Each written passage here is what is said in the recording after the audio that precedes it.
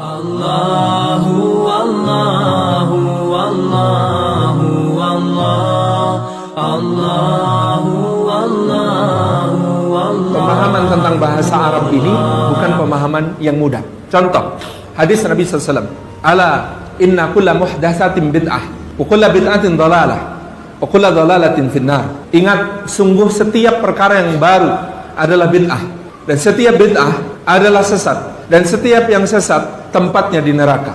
Perhatikan kata para ulama nahwu. Tidak setiap kul maknanya semua, karena kul bisa bermakna sebagian.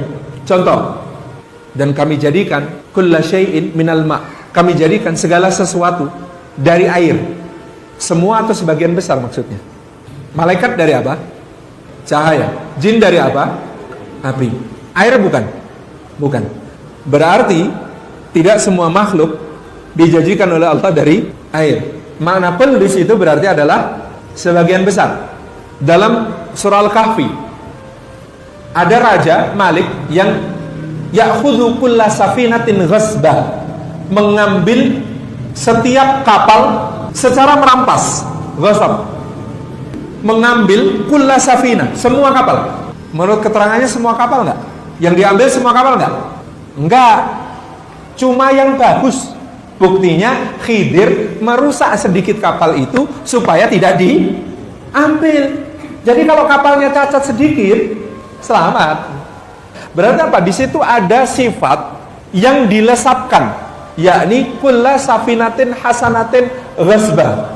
Bahwasanya yang dimaksud ayat itu bukan semua kapal diambil, tapi kapal yang masih bagus, masuk kriteria bagus, bakal diambil. Kalau sudah dicacatan jelek sedikit kayak Khidir, yang dilakukan Khidir, selamat. Pada kalimatnya kulla safina, semua kapal. Semua kapal, enggak semua kapal. Kapal yang bagus. Jadi ada sifat yang dilesapkan. Karena itulah Al-Imam Izzuddin bin Abdissalam mengkiaskannya dengan ini. Maka kulla bid'atin dhalalah, beliau kiaskan dengan tadi ada sifat yang dilesapkan, yaitu kulla bid'atin sayyi'atin dhalalatun. Semua bid'ah yang jelek adalah kesesatan. Karena prakteknya nanti bid'ah sebagai satu kata adalah objek hukum, bukan hukum itu sendiri. Misalnya, ini hukumnya bid'ah, salah. Bid'ah itu bukan hukum. Bid'ah itu objek hukum. Setiap sesuatu disebut bid'ah harus dihukumi. Apakah hukumnya wajib, mandub atau sunnah, mahbub, atau mubah, atau makruh, atau haram. Jadi tidak mudah menyebut sesuatu sebagai bid'ah. Kenapa? Karena hukumnya bisa wajib. Loh, apa ada bid'ah yang wajib? Ini mohon maaf kalau penjelasan saya agak bikin kaget. Ada. Bid'ah yang wajib ada enggak? Ada. Kata Izzuddin bin Abdissalam, apa itu? Bid'ahnya Sayyidina Abu Bakar atas usul Sayyidina Umar mengumpulkan para qurra untuk menuliskan mushaf dalam satu kitab. Atas usul Sayyidina Umar bin Khattab.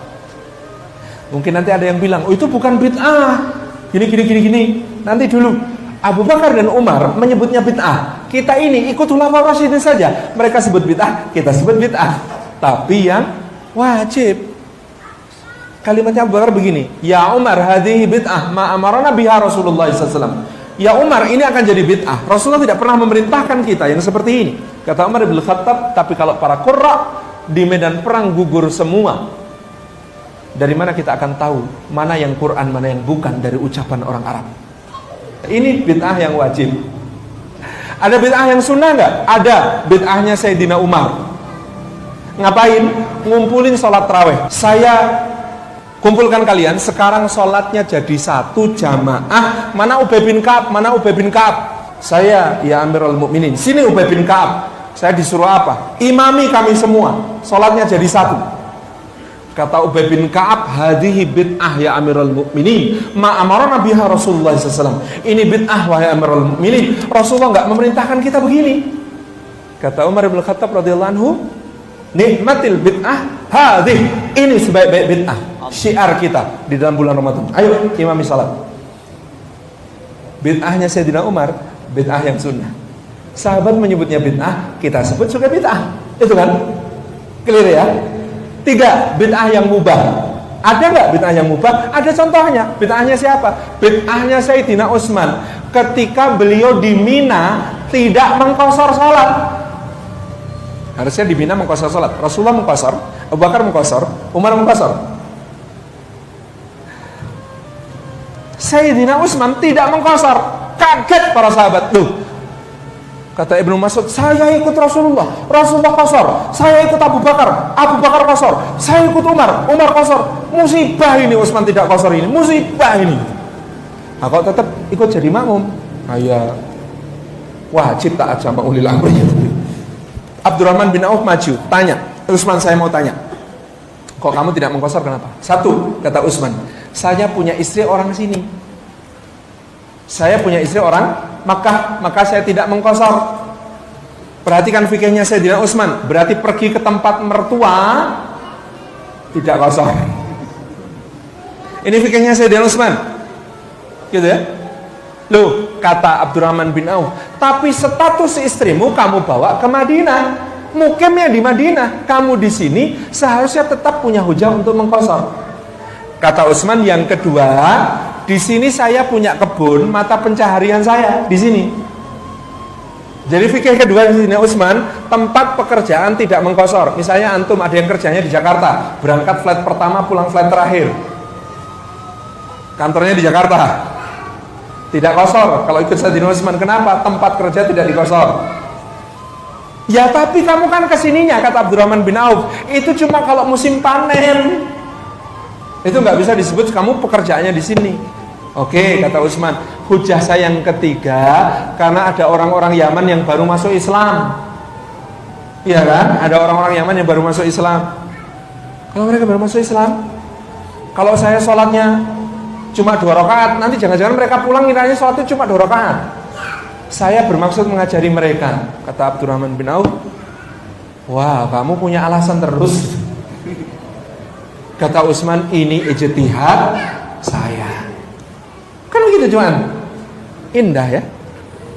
Contoh lain bid'ah iltizamiyah. Rasulullah itu berkhutbah dengan membaca hadis, ala inna kulla muhdatsatin bid'ah wa kullu bid'atin dhalalah wa kullu dhalalatin finnar. Itu setiap khutbah apa sesekali?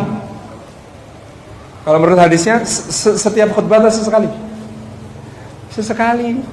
Jadi kalau kita khutbah, ceramah, pengajian, taklim, tabligh akbar, kok selalu baca itu di awal, itu namanya bid'ah juga. Namanya bid'ah iltizamiyah.